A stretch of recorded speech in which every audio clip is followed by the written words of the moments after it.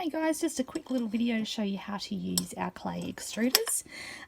All you need to do is simply unwind the end, select the disc that you want to use and place it in, like that, sit it in. Get your clay, well-conditioned clay works best, so it's nice and soft.